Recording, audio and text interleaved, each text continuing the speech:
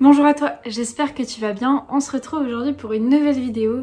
Je sais, ça fait 2 semaines que j'ai pas posté, mais cette fois, je suis de retour. Dans cette vidéo, on va parler de 6 habitudes que j'ai mises en place quand j'ai commencé la course à pied. Alors bien sûr, c'est des habitudes simples et basiques, mais qu'on oublie souvent et qui est important de rappeler justement. La première habitude que j'ai mise en place, c'est essayer d'avoir 9 heures de sommeil chaque nuit. Alors 9 heures, ça peut paraître beaucoup comme pas beaucoup, ça dépend de certaines personnes. Bon, souvent ça peut paraître beaucoup, mais voilà, j'essaie toujours d'avoir entre 8 et 9 heures de sommeil chaque nuit, parce que quand on fait du sport, quand on court, ça demande un effort intense. Et le corps, il faut le temps que justement les tissus puissent se régénérer, et c'est durant le sommeil que justement le corps va pouvoir se reposer et que les tissus vont pouvoir se régénérer pour le lendemain pouvoir refaire une séance de sport sans se blesser. Donc durant la phase de sommeil, le corps va produire une hormone qui va permettre de réparer toutes les micro-lésions et donc éviter les blessures. Donc si aussi vous êtes blessé, je vous conseille de dormir davantage pour laisser à votre corps la possibilité de se réparer plus rapidement. La première habitude, ne pas négliger la phase de sommeil. La deuxième habitude, faire attention à son alimentation.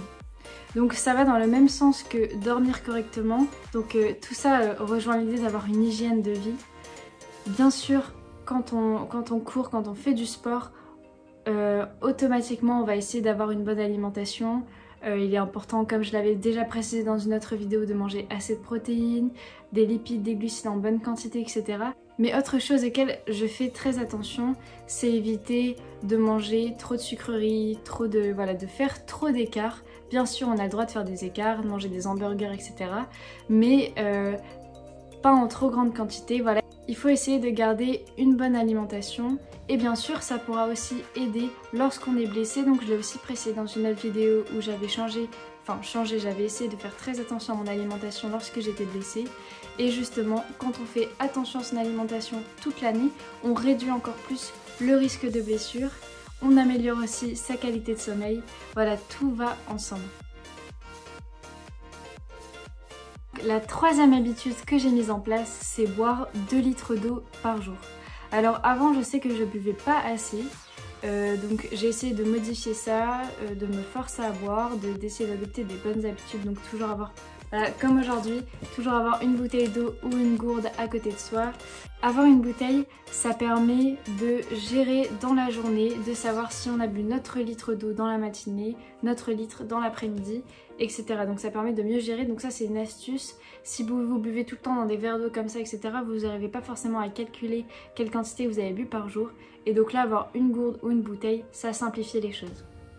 Donc qu'est-ce que ça va nous apporter de boire autant? Déjà, pour la peau, alors moi je sais que j'ai des petits problèmes d'acné, et quand je fais attention à boire plus, voilà, ma peau s'améliore.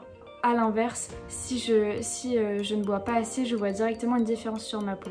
Autre chose, d'un point de vue sportif, on sait aussi que lorsqu'on fait du sport, on sue beaucoup, on transpire beaucoup. Donc quand on transpire, on perd beaucoup de sel, donc il est important de consommer du sel après une séance de sport, mais aussi de boire beaucoup, puisque vous savez que le corps est constitué à 70% d'eau, il me semble, et donc c'est vraiment un élément essentiel dans l'organisme.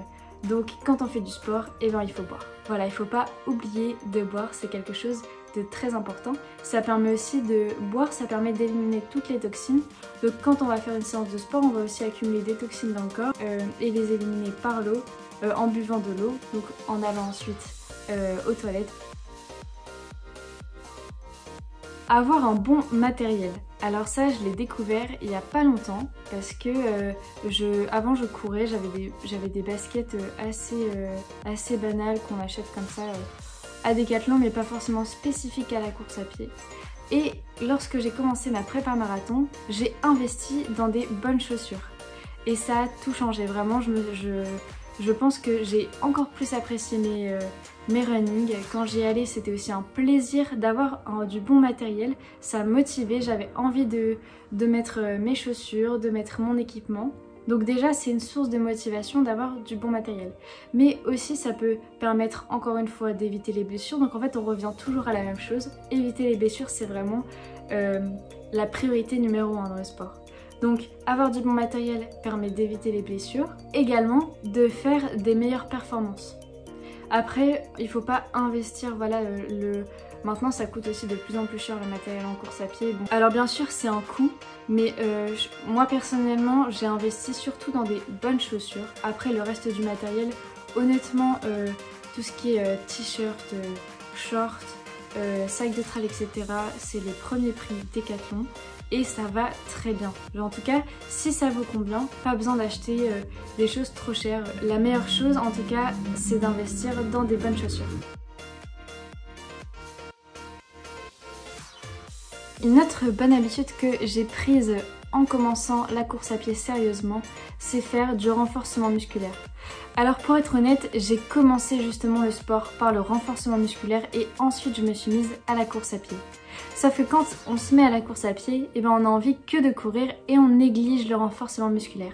Alors que justement celui-ci peut permettre encore une fois d'éviter les blessures, aussi de faire des meilleures performances. Le renforcement musculaire bien sûr du bas du corps, mais aussi du haut du corps. Puisque quand on court, on mobilise quasiment tous les muscles du corps.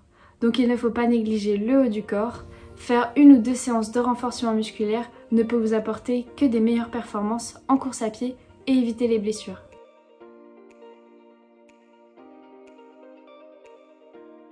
Durant ma prépa marathon, j'ai commencé à m'étirer tous les soirs. Chose que je ne faisais pas avant. Bien sûr, j'ai pratiqué le yoga pendant plusieurs années. J'ai un petit peu diminué ces temps-ci, mais je compte bien m'y remettre. Donc lorsque j'ai commencé ma prépa marathon, je me suis dit que j'allais essayer de, comme je vous l'avais dit dans ma vidéo, de prendre soin au maximum de mon corps puisque j'allais quand même un petit peu le maltraiter à faire des grosses séances plusieurs fois par semaine. J'ai remarqué que durant toute la première période de ma prépa, j'avais pas négligé les séances de renforcement musculaire, d'étirement, j'avais fait le maximum pour que tout soit parfait. Et lorsque j'ai été moins vigilante et que j'ai arrêté de faire du renforcement musculaire, des étirements tous les soirs, c'est là que les petites blessures ont commencé à apparaître.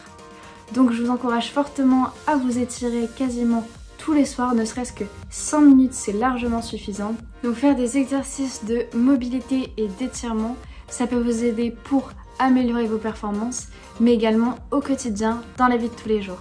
Je compte sur vous pour mettre en place ces 6 habitudes pour améliorer votre quotidien et votre pratique sportive.